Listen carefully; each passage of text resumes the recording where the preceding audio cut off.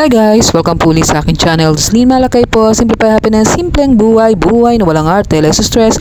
Join me guys sa aking simpleng vlog for the day. Isang magandang buhay po sa ating lahat.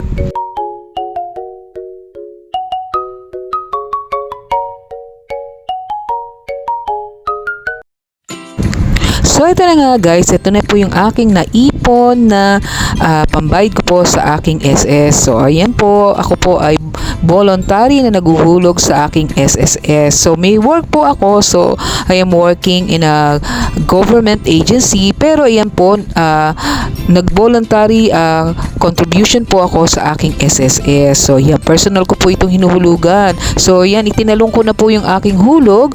So ito po ay 1,500 a month. So yan, sa susunod na hulog, lalakihan ko na po ito. Gagawin ko na po itong 2,000 pesos. So kasi nga po, mag-54 years old po ako, going 55 na po.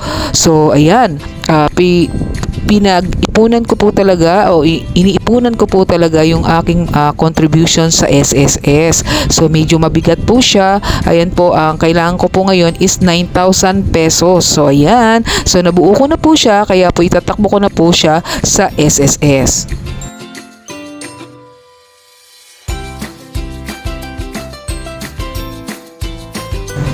So alam nyo guys, napakalaking tulong nitong sinking fund na ito guys. So ayan, pagka ano po, hinuhulog ko po dito sa aking garapon, and then nililista ko kung magkano yung naihulog ko. Kasi kung biglaan, kung hindi ko ito pag-iipunan at kung dumating ang due date, doon ko pa lang siya po problemahin yung panghulog niya, mahihirapan ako guys. So napakaganda nitong ginagawa ko na ito guys. Yan, kung may mga bayaran kayo, hulugan na mga pagkakautang man yan or anything na bayarin or mga bills, yung may mga due date. So ayan, napakaganda nitong sinking fund na to guys. So ayan, na ililista nyo lang, ilalagay nyo lang sa garapon kung magkano ang naihulog nyo or alkansya, and then pagka dumating na yung due date, ibabayad nyo na po. So imagine niyo 9,000 to, kung hindi ko to napag-ipunan, edi ang laking kumbaga mag-a-adjust talaga ako sa aking mga bayarin, sa aking mga budget panggasto sa month na itong month of March. Kasi nga po ngayon nga po, actually April pa po siya due date. So nakumpleto ko na po, kaya yan, itatakbo ko na po at ibabayad na siya.